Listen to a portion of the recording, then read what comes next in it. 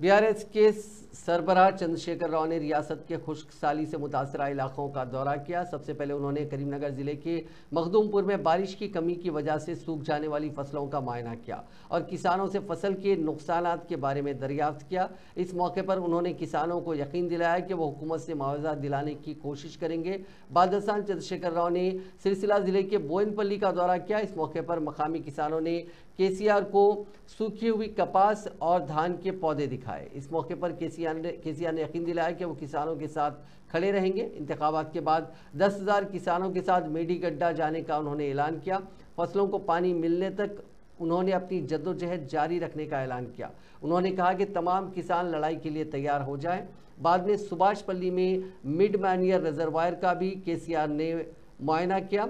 इस मौके पर बात करते हुए उन्होंने मुतालबा किया कि मुतासरा किसानों को 25,000 फी एकड़ के हिसाब से मुआवजा दिया जाए। साथ ही रियासत में 200 से ज़ायद किसानों ने अब तक खुदकशी कर ली है। उन सभी किसानों के अफराद ख़ानदान को 25-25 लाख रुपए मुआवजा देने का उन्होंने मुतालबा किया।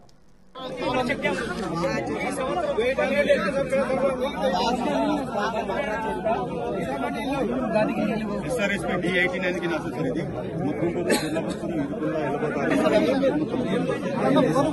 అడిగింది చెప్పను 5 గ్రామాలు మొత్తం చాలా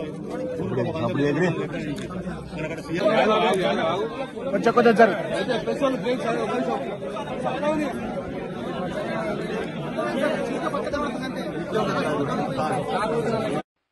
ముఖ్యమంత్రి ఏం చెప్పిండు?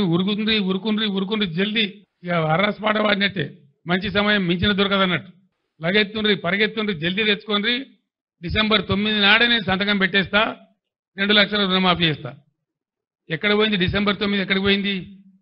ఎన్ని రోజులైంది? ఇప్పుడు ఇది 4వ నెల. ఇలా బ్యాంకులు వచ్చి నోటీసులు ఇచ్చి రైతులకు కొంపలు పుచ్చుకుంటా ఉన్నాయి. మాకు సంబంధం లేదండి, అట్లా మత్తు ప్రకటనలు చేస్తారు రాజకీయంగా, మాకు డబ్బులు వస్తేనే లెక్క అని మాట్లాడి ఇలా ఏం చేయాలి రైతుల గతి? తెలంగాణ రాష్ట్ర వ్యవసాయమే సంక్షోభానికి గురయ్యే పరిస్థితికి వచ్చింది.